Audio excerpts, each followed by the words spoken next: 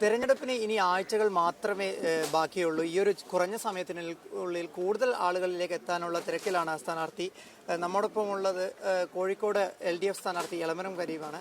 കരീംക, ഈ ഒരു തെരഞ്ഞെടുപ്പ് ചൂടും അതിൻ്റെ കൂടെ ഇപ്പോൾ പെരുന്നാളിൻ്റെ തിരക്കൊക്കെ കൂടിയാണ്. പക്ഷേ അവിടെ അതൊക്കെ മറികടന്ന് വലിയ ജനപങ്കാളിത്തമാണ് സ്വീകരണ കേന്ദ്രങ്ങളിലൊക്കെ കിട്ടുന്നതല്ലേ? പെരുന്നാളുണ്ട്, വിഷുവുണ്ട്, അതെല്ലാം നല്ല നിലയിൽ ആഘോഷിക്കാൻ കേരളത്തിലെ ജനങ്ങൾക്ക് ഇന്ന് അവസരമുണ്ട്. ഇന്ത്യയിലെ മറ്റ് സംസ്ഥാനങ്ങളെ അപേക്ഷിച്ച് നോക്കുമ്പോൾ എല്ലാ ആഘോഷങ്ങളിലും ജനങ്ങൾ ഒരുമിച്ച് പങ്കെടുക്കുന്നു എന്ന ഒരു പ്രത്യേകത കേരളത്തിലുണ്ട്. ഞാൻ ഈ റംസാൻ പ്രമാണിച്ച് കുറേ ഇഫ്താർ പാർട്ടികൾക്കൊക്കെ പോയി. എല്ലാ മതവിശ്വാസികളും വളരെ സൗഹാർദ്ദത്തോടെ പങ്കെടുക്കുന്നു. വടക്കേ ഇന്ത്യയിലൊന്നും സങ്കല്പിക്കാൻ കഴിയില്ല. അതുകൊണ്ട് ജനങ്ങൾ ഈ തെരഞ്ഞെടുപ്പിനെ കാണുന്നത് കേരളത്തിലെ ഈ സാമൂഹ്യ അന്തരീക്ഷം നിലനിർത്താൻ ഇടതുപക്ഷ ജനാധിപത്യ മുന്നണി വിജയിക്കണമെന്ന രാഷ്ട്രീയമാണ്. അതാണ് ഈ കാലത്ത് തന്നെ ഇത്രയധികം ആളുകൾ ഒരു സ്വീകരണ കേന്ദ്രത്തിൽ എത്തിച്ചേരുന്നത്.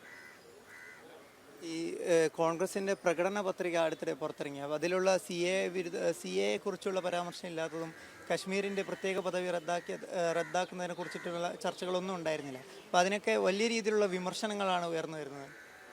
അതുമാത്രമല്ല, രാജ്യത്തെ ബാധിക്കുന്ന ഒരു പ്രധാന പ്രശ്നവും ആ പ്രകടന പത്രിക അഡ്രസ്സ് ചെയ്യുന്നില്ല. തൊഴിലാളികളെ ബാധിക്കുന്നത് ലേബർ കോഡുകളാണ്. INTUC ഉൾപ്പെടെ എല്ലാ ട്രേഡ് യൂണിയനുകളും ദേശീയ പണിമുടക്കങ്ങൾ നിരവധി നടത്തി. ഒരു പരാമർശമില്ല. പ്രോവിഡൻറ്റ് ഫണ്ട് പെൻഷനേഴ്സിൻ്റെ പ്രശ്നം പറയുന്നില്ല. അതുപോലെ സർക്കാർ സർവീസിൽ നിന്ന് റിട്ടയർ ചെയ്യുന്നവരുടെ പഴയ പെൻഷൻ പുനഃസ്ഥാപിക്കുമെന്ന് ഒരിക്കൽ കോൺഗ്രസ് പറഞ്ഞു. ഇപ്പോഴും NPS-ലാണ് നിൽക്കുന്നത്, പുതിയ പെൻഷൻ സ്കീമിലാണ്.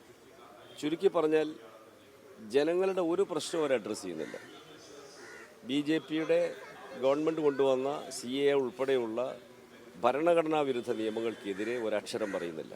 ഇതാണ് കോൺഗ്രസിൻ്റെ അവസരവാദം. എന്തായാലും കോൺഗ്രസിൻ്റെ ഒരു നയനിലപാടുകളോടുള്ള വിമർശനമാണ് സ്ഥാനാർത്ഥി നമ്മോടൊപ്പം പങ്കുവച്ചത്. അനിൽ കല്യാശ്ശേരിയോടൊപ്പം റമീസ് മുഹമ്മദ്, കൈരളി ന്യൂസ്.